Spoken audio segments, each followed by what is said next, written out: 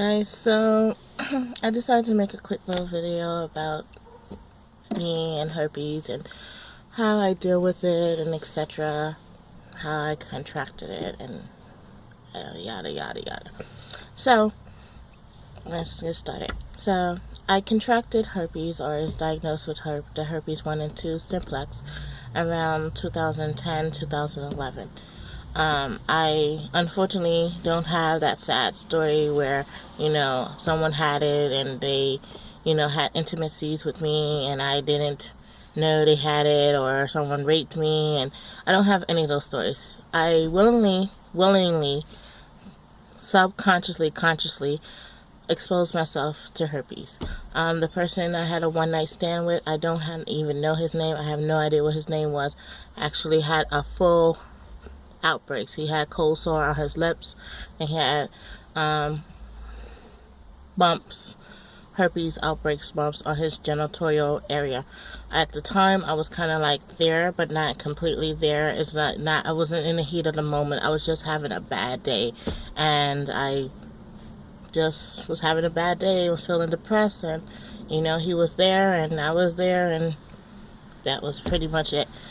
So I was instantly diagnosed, not really diagnosed, because one thing you have to understand is that doctors do not check for HSV. They do not check for herpes 1. They do not check for herpes 2. Every year when you get that clean bill of health, they're only checking for certain STDs and STIs. Herpes is not one of them that they check for. You have to request it.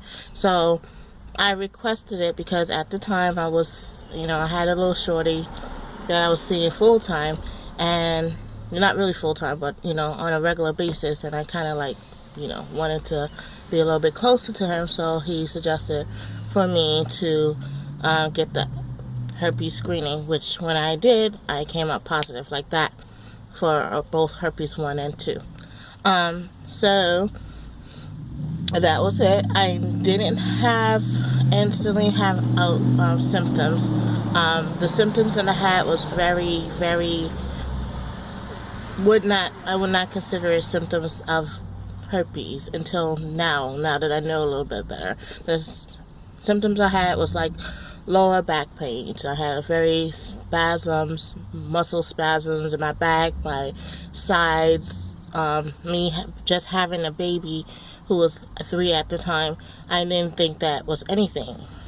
Back spasms, any normal new mom has those. Chronic fatigue, I had that.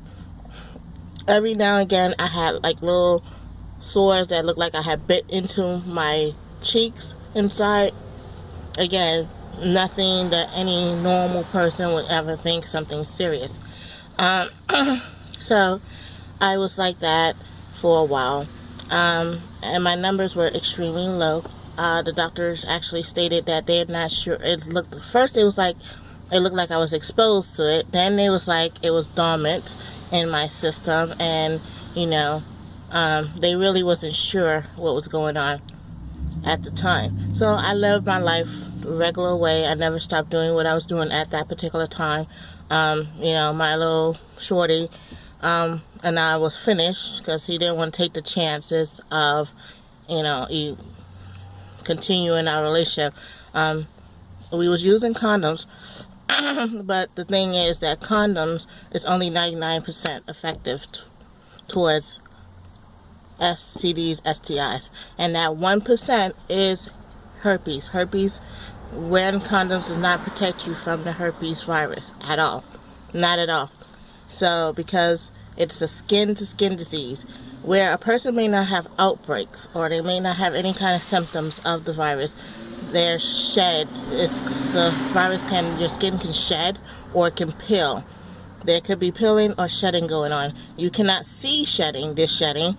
It's kind of invisible. So once you're having intimacies and you think you're good and a person may be shedding, there goes the exposure to herpes. I really didn't know anything about it. I never thought of anything for it or try to think about anything or how all this information. I'm just learning this year. I'm mostly learning this information because my ex, as I stated in my previous video, which I will send the link, he was pretty much innocent, and I exposed him to this virus or infection. It's not a virus, it's infection. And I really wanted to know what was the repercussions for him later on in life. What if he gets married, what we have to do, you know, etc., etc., have children. What will his life be moving forward now that we're no longer a couple anymore? How would his life look from this day forward? So I also found out that herpes live in the spine, hence the back pains. It can be dormant in your system, hide in your system for 10 years behind in your spine. So the times when I was having spasms, that was the herpes virus jumping up and down and dancing in my body.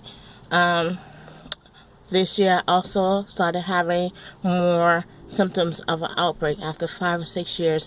I'm not sure if it's the stress, like it started happening when I had the breakdown or breakthrough, or is it me being celibate?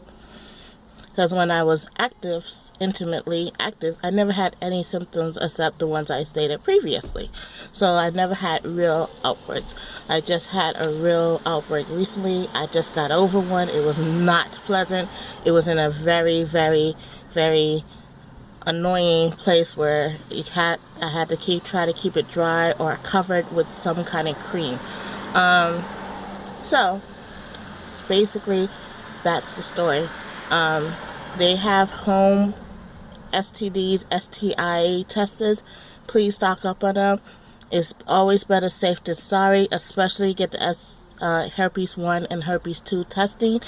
You have to prick somebody with it to actually test it. Again, like I said, it's a skin-to-skin disease, infection, and no doctors actually test you for it. So if you ever doubt or ever think, you know, or you feel to get the testing, you can do it yourself. They're expensive and costly, but these tests, but it's better to be safe and know than to be with something for the rest of your life that's annoying as sin.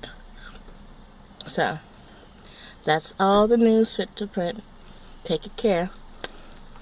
Oh, remember, love yourself. Forgive yourself. Be true to yourself.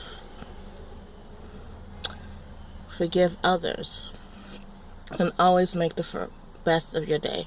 What is your day one? Bye.